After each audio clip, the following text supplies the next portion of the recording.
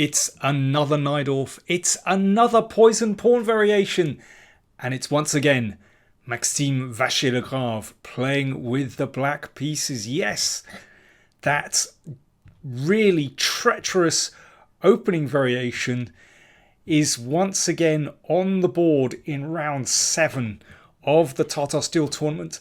This time it's Fabiano Caruana taking on Maxime Vachier-Lagrave's favourite opening, the Najdorf, and going into this crazy variation, the poison pawn again. And Maxime, obviously, well, he's a brave guy. He's repeating it. Now, if you remember, in the game between Niels Grandelius and Maxime Vachier-Lagrave, f5 was played.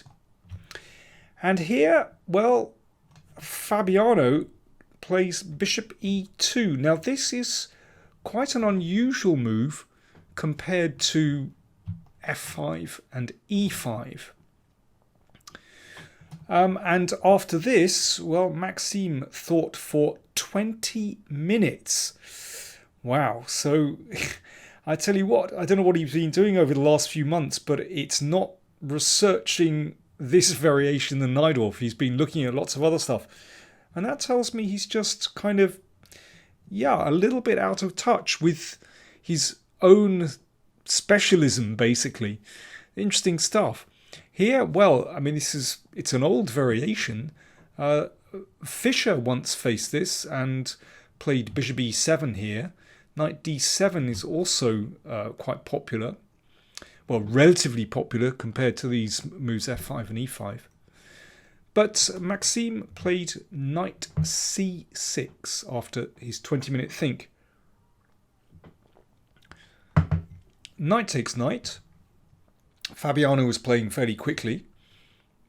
And now he went for it straight away with e5. Can just castle there actually, but e5 obviously takes the fight to black. Knight d5. Knights are exchanged. And here, this has been seen before. Fairly old game. I say old, well, over 20 years old. 1997. Game between Martín del Campo and Herrera went c takes d5. And it finally ended in a draw. It's still extremely complicated. White obviously has a lead in development. That rook is tremendous, controlling the b file and preventing bishop b7 and rook b8. It's messy. But instead of that,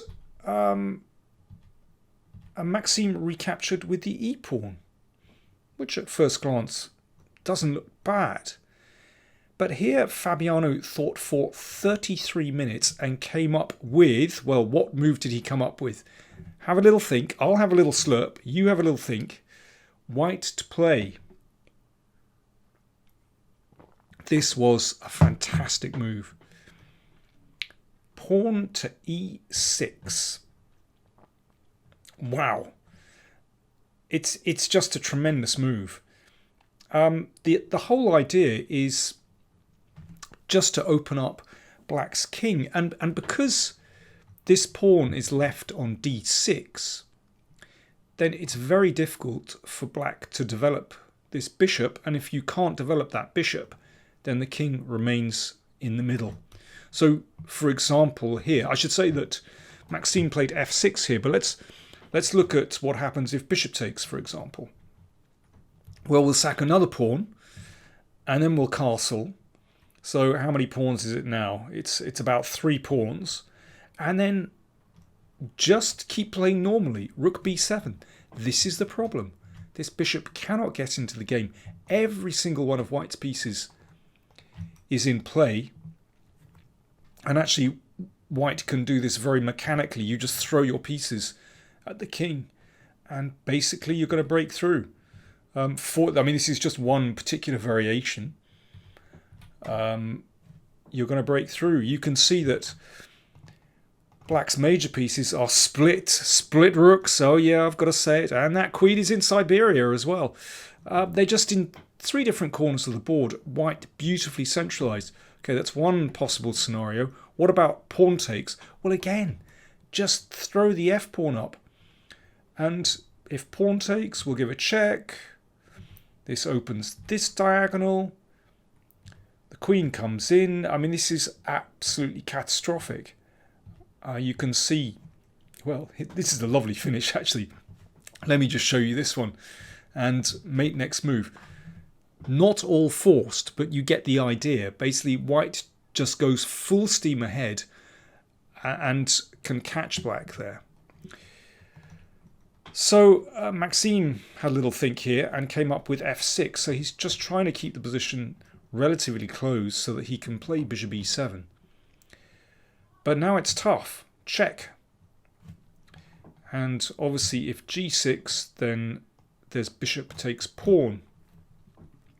So the king had to step to the side. So now the king is stuck in the middle. And it's pretty horrific, actually. I mean, everything applies as before. If bishop takes pawn, okay, let's just bring the bishop back, nice and calm. Bishop comes back into play. Potential check here. If bishop e7, rook b7, and bishop b6 check is threatened. It's just an absolutely blistering attack.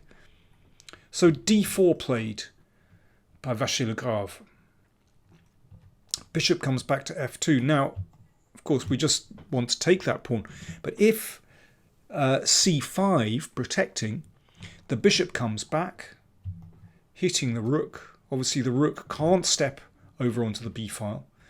And then you just castle. I think it makes such a difference when white controls the b file. That's going to be such a useful avenue into black's position. And for example, here, well, again, it's not very sophisticated. Basically, white just moves the pieces in and can't be prevented. Queen e4 followed by rook b7. And these pieces, again, just in 3 different corners of the board. Compared to white's coordinated forces, it makes a terrible impression. And of course, that queen is really shut out of play. So bishop f2 has just been played. So Maxime did not protect that pawn. Instead, he sought refuge in an endgame. But after f5, protecting the pawn, that shuts in the bishop on c8, which makes life very difficult indeed. c5. Now, what's the material count? In fact, it's only 1 pawn advantage for black. Well, that 1 pawn doesn't really make much difference to the position when white is just so dominant. That b file, again, is so useful. And black simply can't develop. So g4, this just ensures that white maintains this strong pawn chain, that strong pawn on e6 basically. And yes, black is going to try and undermine this e-pawn, but white can hold firm here. Bishop h4, attacks the f-pawn. Rook b6, white starts to pressure black. This is going to be an important pawn white is going to go for. h5, h3, just hold firm. Black can't do anything about this. King e8. Bishop g3, there we are. Bishop looks at this pawn. And king d3 prevents c4. Obviously c4 check, king takes pawn. And the king is ready just to advance up the board at the right moment. So lots of pawns exchanged here. And pieces as well. It doesn't make a huge difference. The important thing is that pawn on e6 is maintained. White is in complete control. That bishop cannot move, can't move to b7. And now it's just a case of infiltrating into the position. Okay, rook takes bishop threatened, no problem. Bishop moves up. If, well, here bishop e7 was played. If rook h3, then, well, the end comes very quickly. In fact, black's king is caught in a mating net, and there's no good defense to rook e8 mate. Bishop e7 played, and now it's possible just to take on d6. And now white is just mopping up all the pawns. So this was how the game finished. And here Vachier-Lagrave resigned. It won't take too long before basically the rook comes in here. Okay, let me just show you a couple more moves. For example, this. Check, check. And now, yeah, rook f7, rook f6, and the connected pass pawns will win very, very easily. Wow. I mean, that is incredible for Maxime to lose in his favourite Najdorf variation in, well, successive games playing against e4. Absolutely shocking. Fool me once, shame on you. Fool me twice, shame on me. He will be kicking himself.